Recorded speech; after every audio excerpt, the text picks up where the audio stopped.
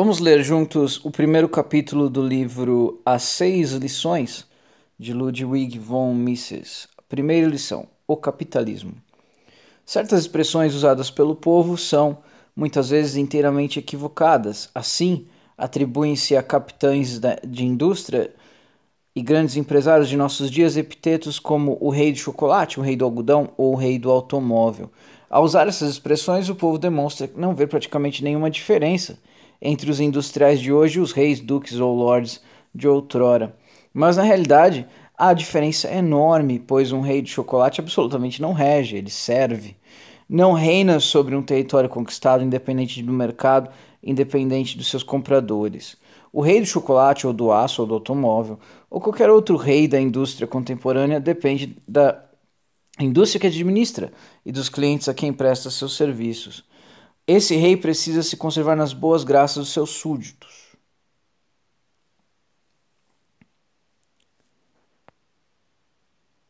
Os consumidores, ou perderá seu reino assim que já não tiver condições de prestar seus serviços aos seus clientes um serviço melhor de mais baixo custo do que o oferecido por seus concorrentes. 200 anos atrás, antes do advento do capitalismo, o status social de um homem permanecia inalterado do princípio ao fim da sua existência.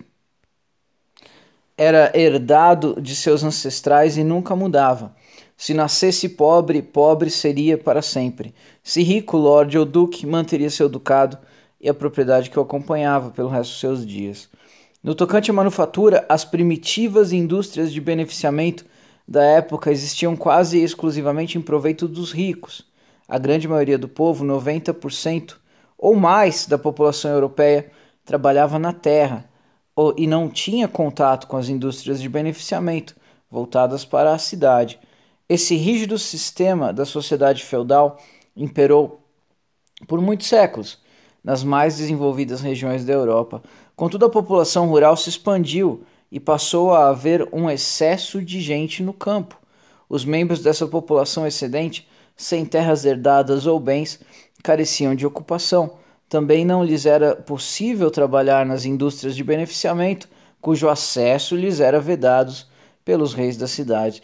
O número desses párias crescia incessantemente, sem que todavia ninguém soubesse o que fazer com eles. Eram, no pleno sentido da palavra, proletários, e ao governo só restava interná-los em asilos ou casas de correção. Em algumas regiões da Europa, sobretudo nos Países Baixos e na Inglaterra, essa população tornou-se tão numerosa que no século XVIII constituía uma verdadeira ameaça ao sistema a ameaça à preservação do sistema social vigente. Hoje, ao discutir questões análogas em lugares como a Índia ou outros países em desenvolvimento, não devemos esquecer que na Inglaterra do século XVIII as condições eram muito piores. Naquele tempo, a Inglaterra tinha uma população de 6 ou 7 milhões de habitantes, dos quais mais de 1 milhão, provavelmente 2, não passavam de indigentes, a quem o sistema social em vigor nada proporcionava. As medidas a tomar em relação a esses deserdados constituíam um dos maiores problemas da Inglaterra. Outro sério problema era a falta de matérias-primas.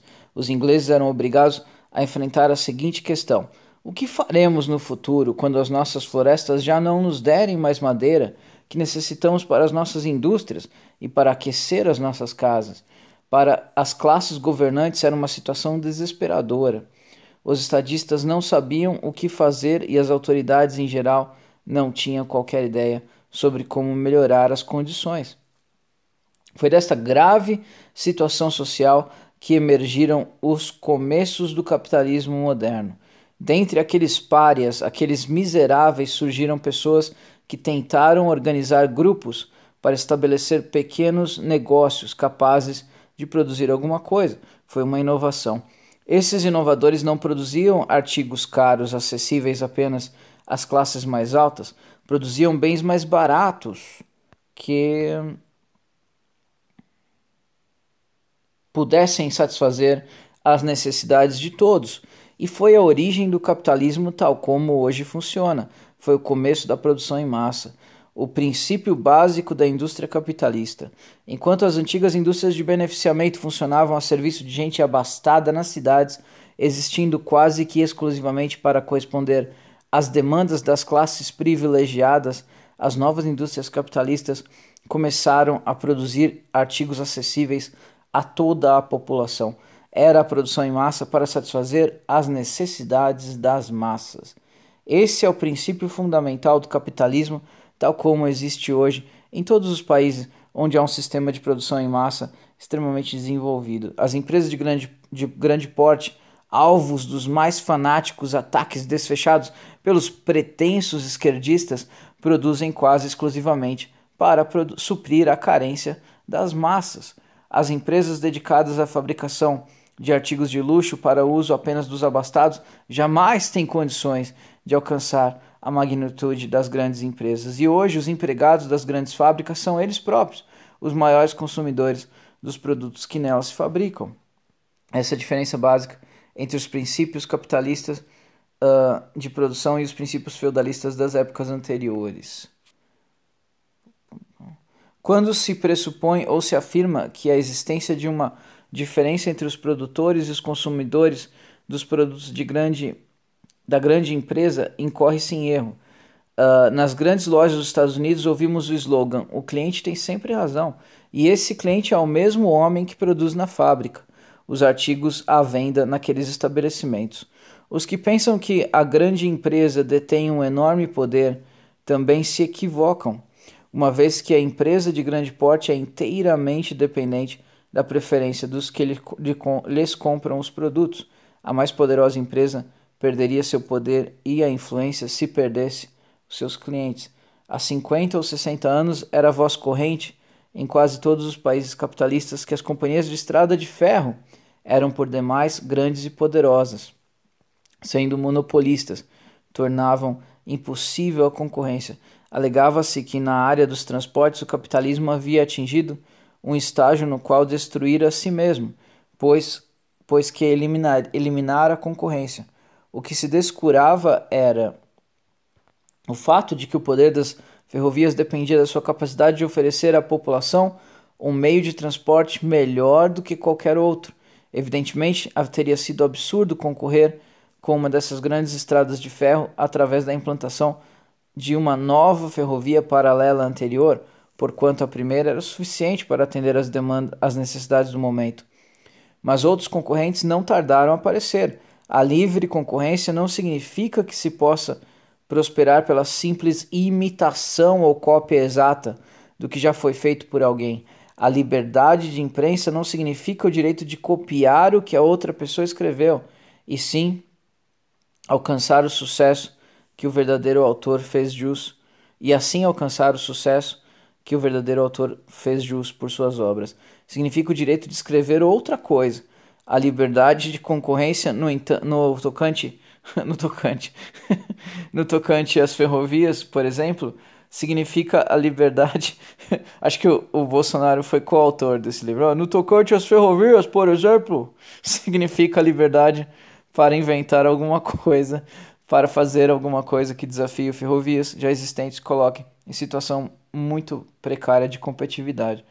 Nos Estados Unidos, a concorrência se estabeleceu através de ônibus, automóveis, caminhões e aviões, e impôs às estradas de ferro grandes perdas e uma derrota quase absoluta no que diz respeito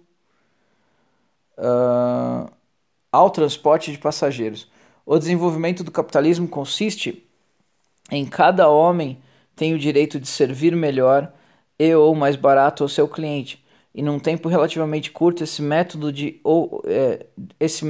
princípio transformou a face do mundo, possibilitando um crescimento sem precedentes da população mundial.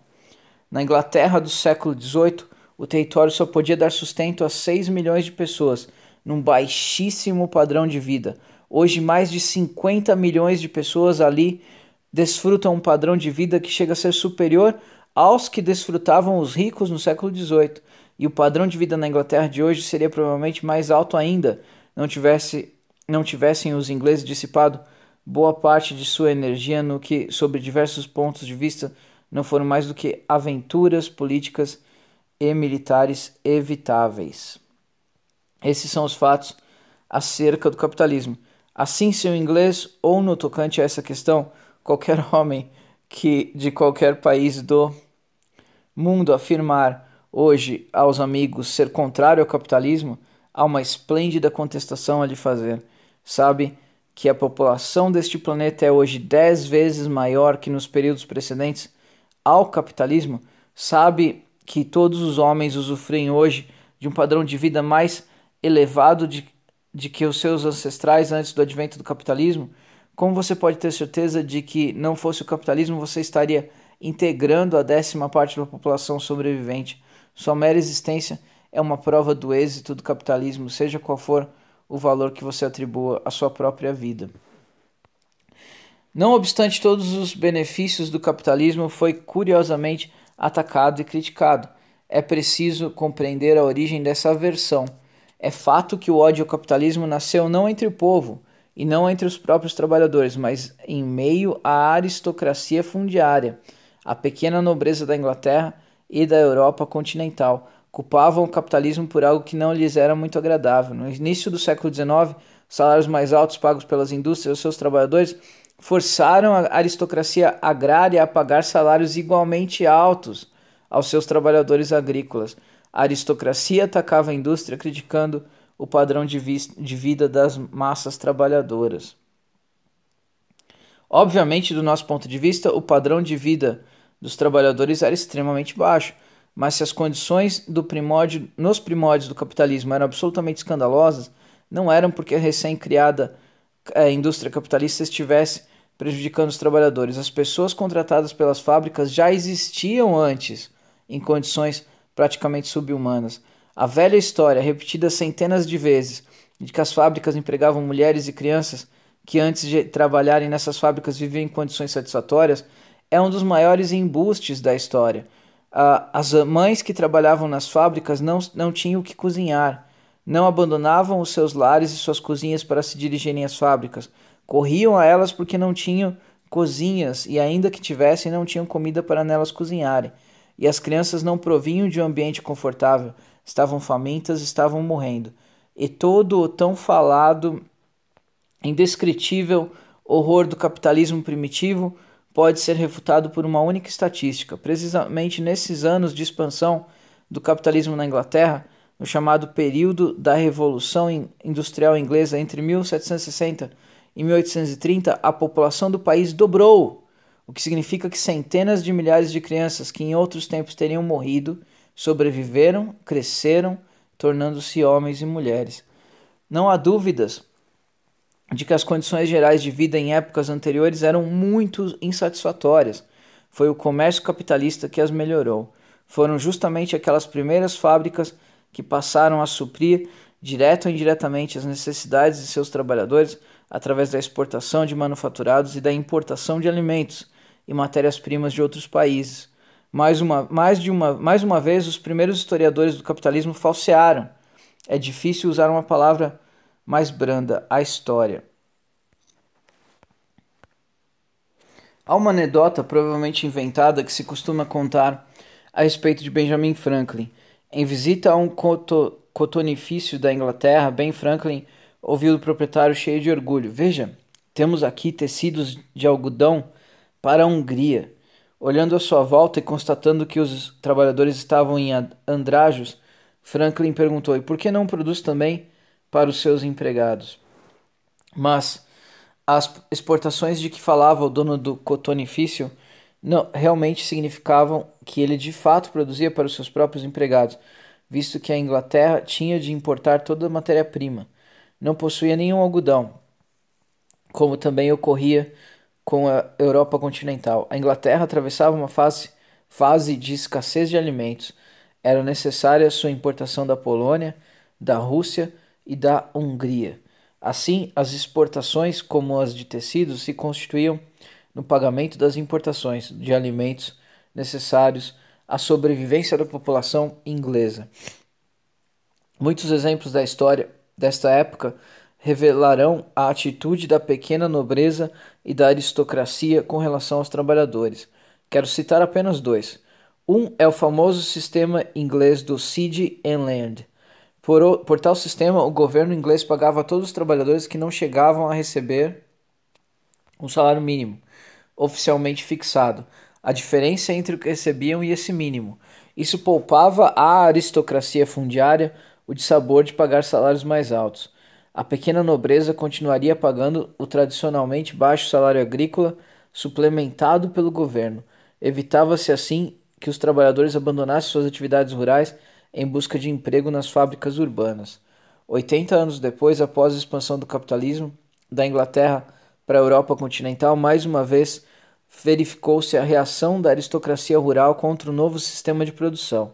Na Alemanha, os aristocratas prussianos, tendo perdido muitos trabalhadores para as indústrias capitalistas, que ofereciam melhor remuneração, cunharam uma expressão especial para designar o problema: fuga do campo, Landflucht.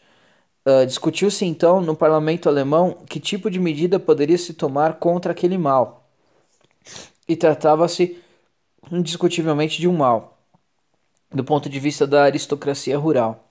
O príncipe Bismarck, famoso chanceler do Reich alemão, disse um dia num discurso: Encontrei em Berlim um homem que havia trabalhado em minhas terras.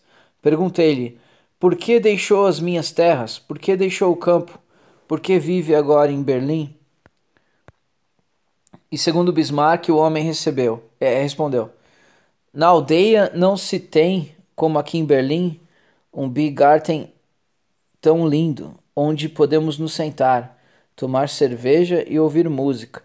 Esta é sem dúvida uma história contada do ponto de vista do príncipe Bismarck, o empregador. Não seria o ponto de vista de todos os seus empregados. Esses acorriam à indústria porque ela lhes pagava salários mais altos e elevava o seu padrão de vida a níveis sem precedentes. Hoje, nos países capitalistas, há relativamente pouca diferença entre a vida básica das chamadas classes mais altas e das classes mais baixas. Ambas têm alimento, roupas e abrigo. Mas no século XVIII e nos que precederam, o que distinguia o homem da classe média e da classe baixa era o fato de o primeiro ter sapatos e o segundo não. Hoje, nos Estados Unidos, a diferença entre um rico e um pobre reduz-se muitas vezes entre a diferença de um Cadillac e um Chevrolet. O Chevrolet pode ser de segunda mão, mas presta a seu dono basicamente os mesmos serviços que o Cadillac poderia prestar, uma vez que também está apto a se deslocar de um local ao outro. Mais de 50% da população dos Estados Unidos vive em casas e apartamentos próprios. As investidas contra o capitalismo, especialmente no que se refere aos padrões salariais mais altos, tiveram por origem a falsas suposições de que salários são, em última análise, pagos por pessoas diferentes daquelas que trabalham nas fábricas. Certamente nada impede que os economistas e estudantes de teorias econômicas tracem uma distinção entre o trabalhador e o consumidor, mas o fato é que todo consumidor tem que ganhar de uma maneira ou de outra o dinheiro que gasta, e a imensa maioria dos consumidores é constituída precisamente por aquelas mesmas pessoas que trabalham como empregados nas empresas produtoras dos bens que consomem. No capitalismo, os padrões salariais não são estipulados por pessoas diferentes das que ganham salários. São as mesmas pessoas que os manipulam. Não é a companhia cinematográfica de Hollywood que paga os salários de um astro das telas. Quem os paga é o público, que compra o ingresso das bilheterias nas bilheterias do cinema. Não é o empresário de uma luta de boxe que cobre as enormes exigências de lutadores laureados, mas sim a plateia, que compra entradas para a luta. A partir da distinção entre empregado e empregador, traça-se no plano da teoria econômica uma distinção que não existe na vida real. Nesta, empregado e empregador são, em última análise, uma só e a mesma pessoa. Em muitos países, há quem considere injusto que um homem obrigado a sustentar uma família numerosa receba o mesmo salário que outro, responsável apenas pela própria manutenção. No entanto, o problema é não questionar se é ao empresário ou não que cabe assumir a responsabilidade pelo tamanho da família de um trabalhador. A pergunta que deve ser feita nesse caso é: você, como indivíduo, se disporia a pagar mais por uma coisa, digamos, um pão, se informado que o homem que fabricou tem 6 filhos, uma pessoa honesta, por certo, responderia negativamente, dizendo em princípio sim, mas na prática tenderia a comprar o pão feito por um homem sem filho nenhum. O fato é que o empregador, a quem os compradores não pagam o suficiente para que ele possa pagar por seus empregados, se vê na impossibilidade de levar adiante os seus negócios. O capitalismo foi assim batizado não por um simpatizante do sistema, mas por alguém que o tinha na conta de pior de todos os sistemas históricos, da mais grave calamidade que jamais se abatera sobre a humanidade. Esse homem foi Karl Marx. Não há razão, contudo, para rejeitar a designação proposta por Marx, uma vez que ele indica claramente a origem dos grandes progressos sociais ocasionados pelo capitalismo. Esses progressos são frutos da acumulação de capital. Baseiam-se no fato de que as pessoas, por via de regra, não consomem tudo o que produzem, e no fato de que elas poupam e investem parte deste montante. Reina um grande equívoco em torno desse problema. Ao longo dessas 6 palestras, terei a oportunidade de abordar os principais mal-entendidos em voga.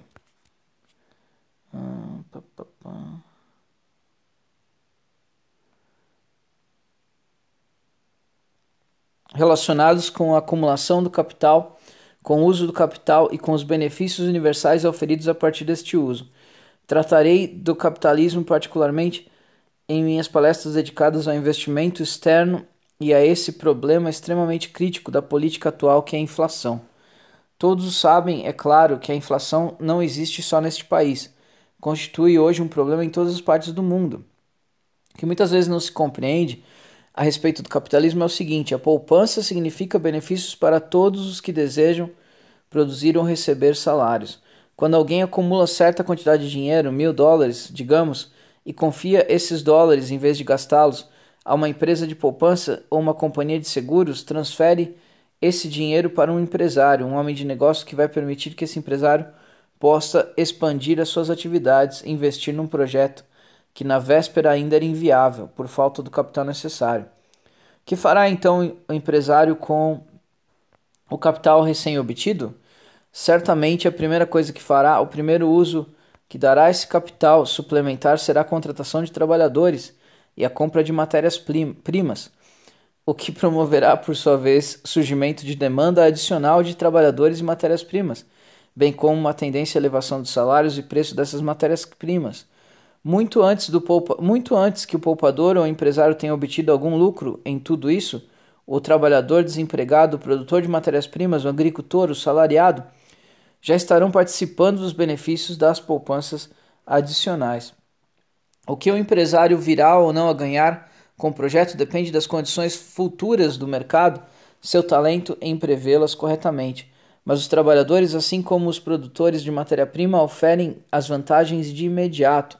Muito se falou, 30 ou 40 anos atrás, sobre a política salarial, como a denominavam de Henry Ford. Uma das maiores façanhas do Sr. Ford consistia em pagar salários mais altos que os oferecidos pelas demais indústrias ou fábricas. Sua política salarial foi descrita como uma invenção. Não se pode, no entanto, dizer que essa nova política inventada seja simplesmente o fruto de liberalidade do Sr. Ford. Um novo ramo industrial ou uma nova fábrica num ramo já existente precisa atrair trabalhadores de outros empregos, de outras regiões do país ou até de outros países, e não há outra maneira de fazê-lo senão através de pagamento de salários mais altos aos trabalhadores. Foi o que ocorreu nos primórdios do capitalismo e é o que ocorre até hoje. Na Grã-Bretanha, quando os fabricantes começaram a produzir artigos de algodão, eles passaram a pagar os seus trabalhadores mais do que estes ganhavam antes. É verdade que grande porcentagem desses novos trabalhadores jamais ganhara coisa alguma antes. Estavam então dispostos a aceitar qualquer quantia que lhes fosse oferecida. Mas pouco tempo depois, com a crescente acumulação de capital e a implantação de um número cada vez maior de novas empresas, os salários se elevaram e, como consequência, houve aquele aumento sem precedentes da população inglesa ao qual já me referi. A reiterada caracterização depreciativa do capitalismo como um sistema destinado a tornar os ricos mais ricos e os pobres mais pobres é equivocada do começo ao fim. A tese de Marx concernente ao advento do capitalismo baseou-se no pressuposto de que os trabalhadores estavam ficando mais pobres, de que o povo estava ficando mais miserável e que finalmente redundaria na concentração de toda a riqueza de um país em poucas mãos, ou mesmo nas mãos de um homem só. Como consequência, as massas trabalhadoras empobrecidas se rebelariam, expropriariam os bens dos opulentos proprietários. Segundo essa doutrina de Marx, é impossível no sistema capitalista qualquer oportunidade, qualquer possibilidade da melhora de condições dos trabalhadores. Em 1865, falando perante a Associação Internacional dos Trabalhadores da Inglaterra, Marx afirmou que a crença de que os sindicatos poderiam promover melhores condições para a população trabalhadora era absolutamente errônea. Qualificou a política sindical voltada para a reivindicação dos melhores salários e menor número de horas de trabalho de conservadora. Era este, evidentemente, o termo mais desabonador a que Marx poderia recorrer. O Marx era tipo um pessoalista, ele era o Guilherme Boulos na época. Sugeriu que os sindicatos adotassem uma nova meta revolucionária, a completa abolição do sistema de salário, substituição do sistema de propriedade privada pelo socialismo, a posse dos meios de produção pelo governo. Se considerarmos a história do mundo, em especial a história da Inglaterra, a partir de 1865, verificaremos que Marx estava errado sob todos os aspectos. Não há um só país capitalista em que as condições do povo não tenham melhorado de maneira inédita. Todos esses progressos ocorridos nos últimos 80 ou 90 anos produziram-se a despeito dos prognósticos de Karl Marx. Os socialistas de orientação marxistas acreditavam que as condições dos trabalhadores jamais poderiam melhorar. Adotaram a falsa teoria, a famosa lei de ferro dos salários. Segundo essa lei, no capitalismo, os salários de um trabalhador não excederiam a soma que lhe fosse estritamente necessária para manter-se vivo a serviço da empresa. Marxistas enunciaram sua teoria da seguinte forma: se os padrões salariais dos trabalhadores sobem com a elevação dos salários a um nível superior ao necessário para a subsistência, eles terão mais filhos. Esses filhos, ao ingressarem na força de trabalho, engrossarão o número de trabalhadores até o ponto que os padrões salariais cairão, rebaixando novamente os salários dos trabalhadores a um nível mínimo necessário para a subsistência, aquele nível mínimo de sustento apenas suficiente para impedir a extinção da população trabalhadora. Mas essa ideia de Marx e de muitos outros socialistas envolve um conceito de trabalhador idêntico ao adotado justificamente pelos biólogos que estudam a vida dos animais, os camundongos, por exemplo. Se colocarmos maior quantidade de alimento à disposição dos organismos vivos, de micróbios, o maior número deles sobreviverá. Se a restringirmos, restringiremos o número de sobreviventes. Mas com o homem é diferente. Mesmo o trabalhador, ainda que o marxista não admita, tem carências humanas outras que a de alimento e de reprodução da espécie. O aumento dos salários reais resulta não só no aumento da população, resulta também e, antes de tudo, numa melhoria do padrão de vida média. É por isso que temos hoje na Europa Ocidental, nos Estados Unidos, um padrão de vida superior ao das nações em desenvolvimento na África, por exemplo. Devemos compreender, contudo, que esse padrão de vida mais elevado fundamenta-se na disponibilidade do capital. Isso explica a diferença entre as condições reinantes nos Estados Unidos e as que encontramos na Índia. Neste país foram introduzidos, ao menos em certa medida, modernos métodos de combate a doenças contagiosas, cujo efeito foi um aumento inaudito da população. No entanto, como esse crescimento populacional não foi acompanhado de um aumento correspondente do montante de capital investido no país, o resultado foi um agravamento da miséria. Quanto mais se eleva o capital investido por indivíduo, mais próspero se torna o país. Mas é preciso lembrar que nas políticas econômicas não ocorrem milagres.